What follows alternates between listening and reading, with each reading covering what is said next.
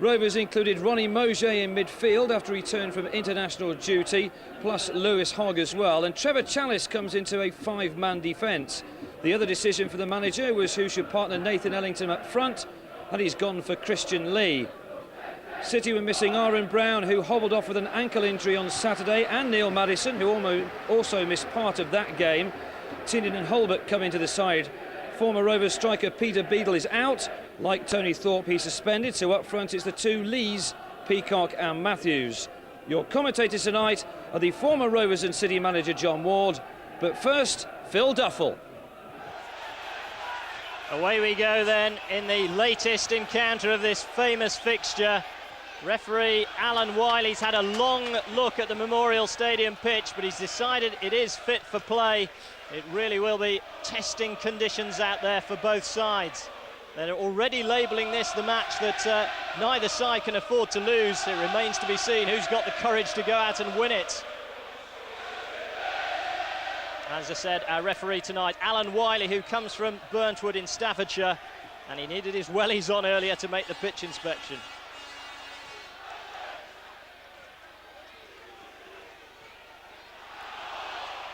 Well, you expect it to be fast and frenetic early on. You expect the challengers to fly in like that one from Trevor Challis on Robin Hulbert. I guess early on, John, it's all about letting each other know you're about. Yeah, there'll be a bit of that. There'll be a bit of character, as they call it, to be shown towards each other, a little bit of macho stuff. But I think the players are pleased the game's on. It looks OK. The first minute or so showing the ball's bouncing, going well. The warm-up went fine.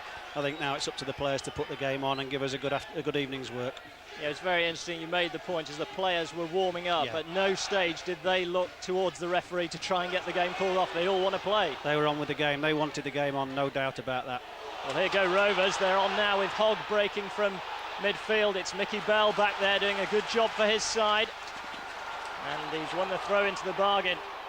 It's an interesting night for someone like Dwayne Plummer, being at both clubs. Young boy at Bristol City, didn't quite get himself going there, and they tell me that he's done extremely well. I saw him at Stoke on Saturday and he did fine in a very difficult performance, so big night for him to show people what he can do. Here's Ellington trying to show what he can do, but no joy there from the City defence. Steve Phillips there tried to bounce the ball and it simply wouldn't come back to him. An indication of how sodden it is underfoot. I'm sure the sides won't make any excuses about the playing conditions. They're both out there to win a football.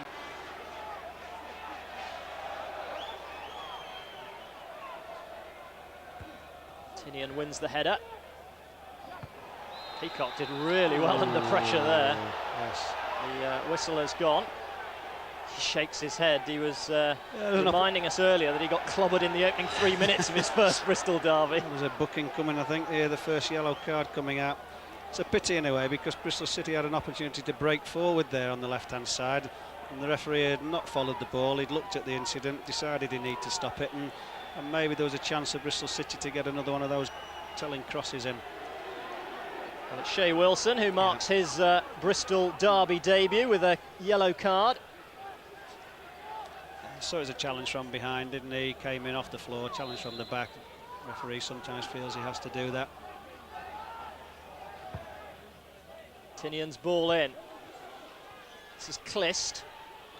Under pressure, loses out. But, slightly casual by Mauger. Challis, who slid in but could only give it straight back to Bristol City. Hill. Came off Thompson. It's a Bristol City throw right down there in front of their supporters who are gathered over in that far corner of the Memorial Stadium. Bell unable to make any headway. Yeah, Rovers have done well there. They've blocked the cross, blocked the delivery. It stops the threat at source.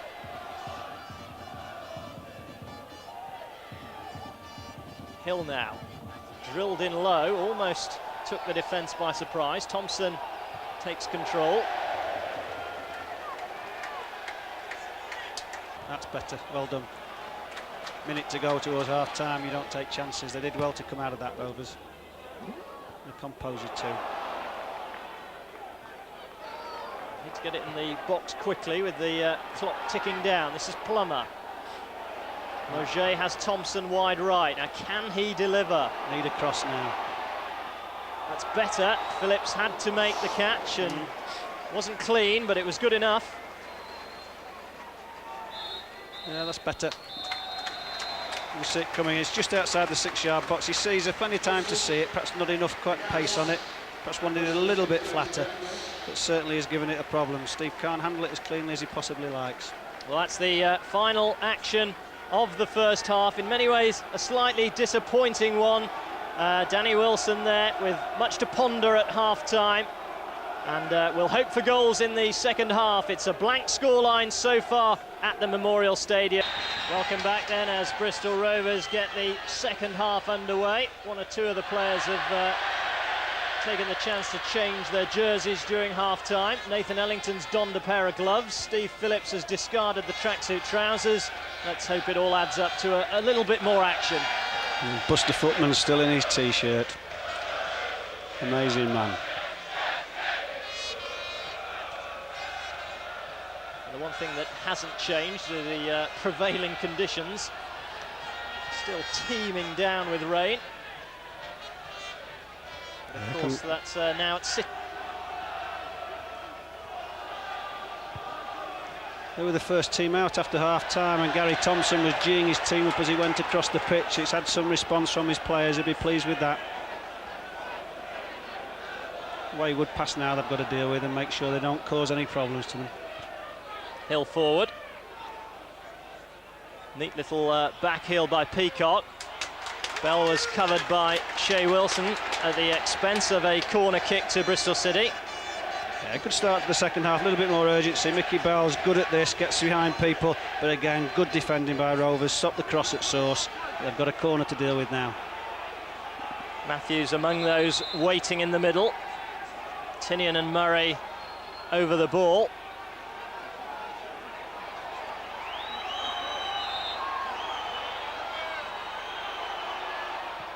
Finally it comes in, the head goes up and it's Culkin forced into action this time. Still Rovers are struggling. Finally it's away by Andy Thompson, and this is much better in terms of entertainment already in the second half. Yeah, good corner kick routine, produce a really good save off the keeper again, and a goal line clearance. Two good efforts from Bristol City. They've put themselves now in a good position. Here you see it, good effort, good reaction save, get up and deal with the next one.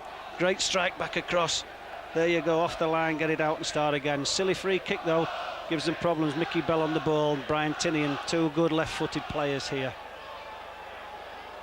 Peacock and Matthews will be among the more obvious targets. Tinian may actually fancy a pot at goal from here, with perhaps people just to come in and put pressure on the keeper. He's done just that, and Culkin has shoveled it over the bar, and he's a relieved man. I think shoveled is not a bad expression. He's trying to catch hold of that, and a wet ball on a difficult night. Look, he's fortunate that that's gone over the top, I think, there.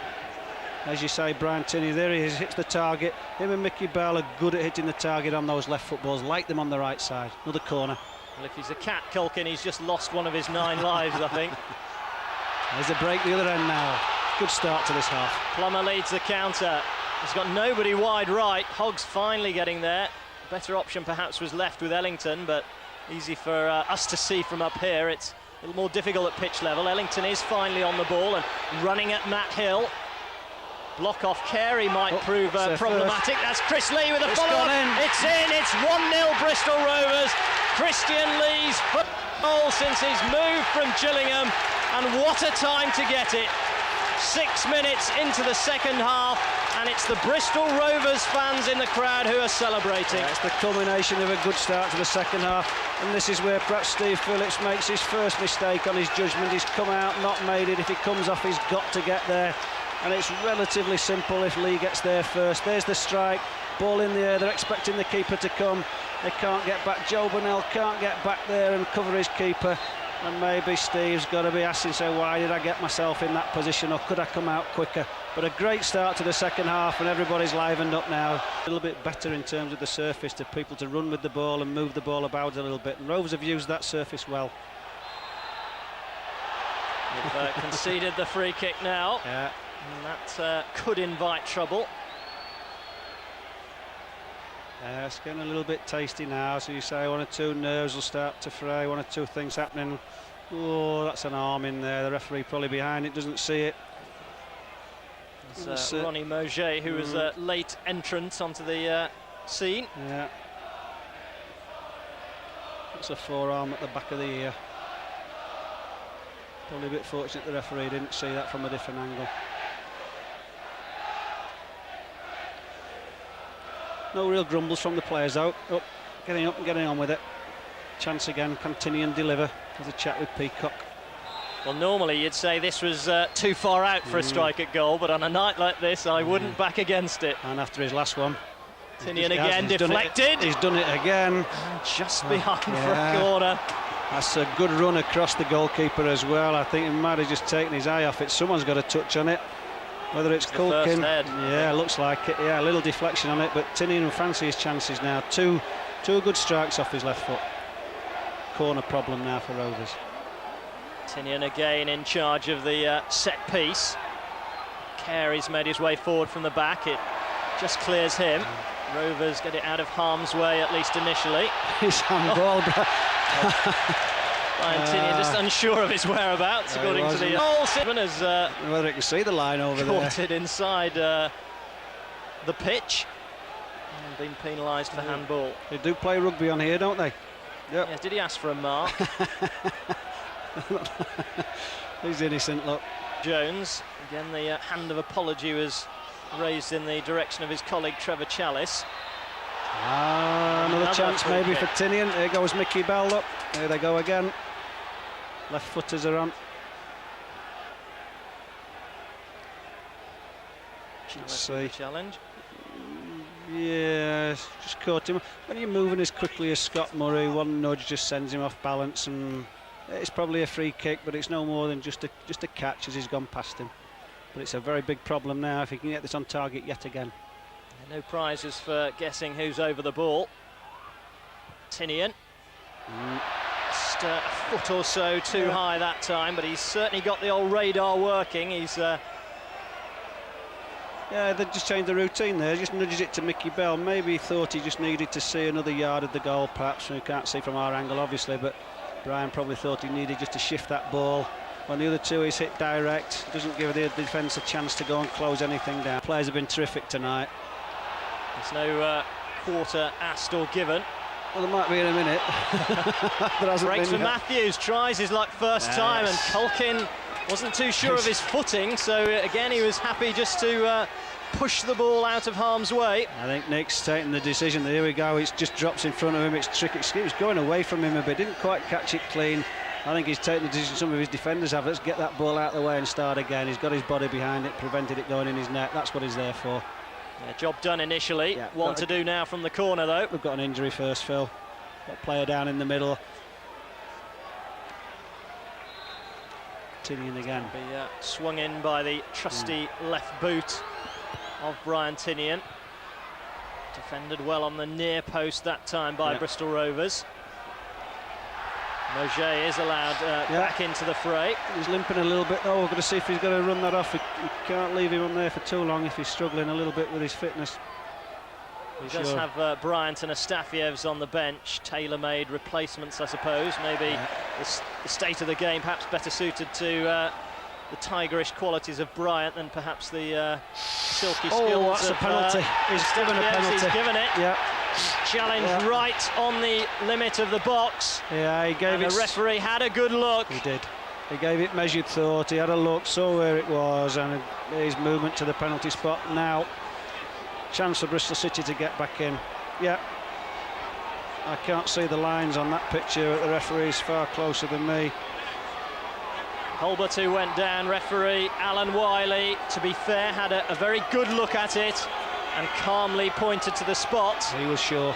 And it's Lee Peacock who's placed the ball. Score of 2 penalties so far this season, adds a third, it's 1-1. Lee Peacock, calmness personified in the cauldron. And it's the turn of the City fans to celebrate. I just wonder if some of the concentration was lost with Ronnie Mauger, the stoppage there when he had his treatment. There was a little delay in there, maybe the concentration just drifts away slightly. Well, it's certainly been better entertainment for the neutrals in this second half. Pity. Yeah, it's been good. I think the referee's handled the game very well as well. I think he's tried to let it go, he's tried to understand the situation the players are in, he knows the importance of the game and in the conditions they're playing in. I think he deserves some credit for letting the game go as well. I don't think he'll let much go now in the last 10 minutes, so he doesn't want to make a mistake either. Officials just looking to see how many minutes to go. They must be getting near the end now. Everyone will get a little bit nervous now about a possibility of maybe losing even a point now. Nobody will want to do that. This is Peacock strapping away for it. Yeah, good. Referee again. Just chance for Bristol City here, I think. A good hard look at it. Foul given for the challenge on Simon Clist. Mickey Bell's going towards it. Brian Tinney's already there. Pretty central. 30 yards out, would you say, Phil? Yes. I've seen it before, though, even in this game. First problem for the City players is find a dry patch to put the ball on. No, there's not a dry patch. He's having a look at this. Peacock's taking a few yards as Rovers make the wall. He's had a little bit to say to Brian Tinney about this. Maybe he fancies his chances right footer.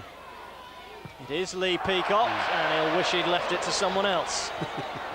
Please, you said that. Good from 12 yards, not so clever from 30. Over to you, Brian, I think. Worth a pop, though. Plummer. It's been to work really hard under pressure from Simon Clist. I thought Dwayne Plummer was taking a chance or two too many there. Simon Clist was a bit unfortunate, I thought. Good little battle. Dwayne does it, beats him once, beats him again. Yeah, well, thought Dwayne was a bit lucky there to get out of that. Not the area of the pitch to be playing in now with 4 minutes to go. Yes, the board on the far side just been raised to indicate 4 minutes of added on time, so we could yet have a grandstand finale. Scott Murray wants it early. Certainly been hit long by Phillips. This is Murray. Again, the ball just slowing up in the mud. Jones able to clear up to Ellington. Coming under pressure quickly from Hill, so to Clist. They move that ball quickly in those areas, particularly at this stage of the game. Well, Goals made a good run there. It didn't come early enough for him. Hill's header away.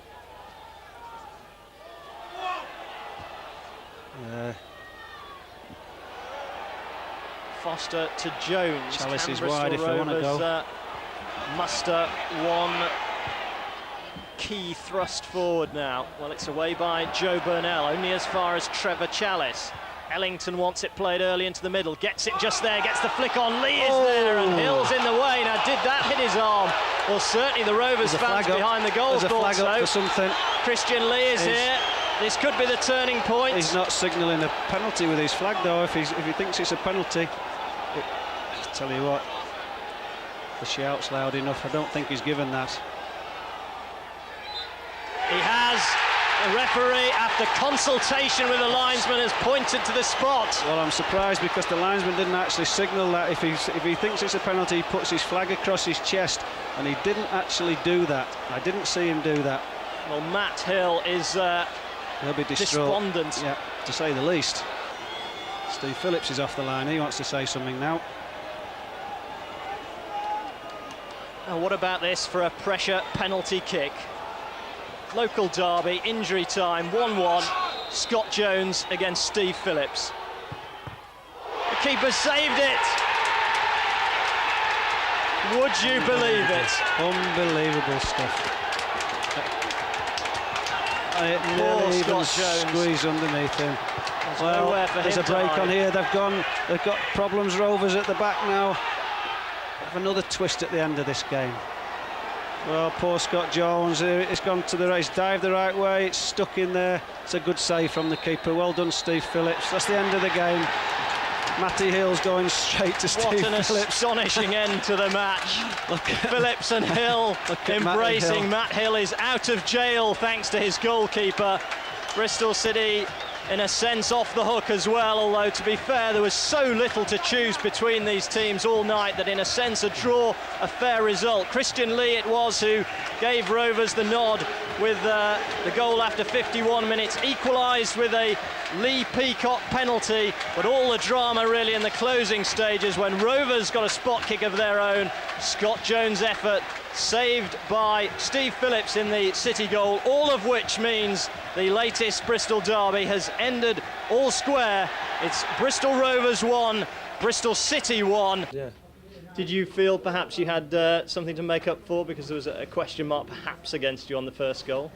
Yeah, all I can remember it was a high ball, and I think that made my mind up because he had a lot of time on it, and I think looking back on it I shouldn't have gone, but you know, goalkeepers, if you make mistakes, you know, it's in the net, and it's just one of those things. I thought overall, I think it would have been harsh if one team would have won it really, because I thought it was a really hard fought contest.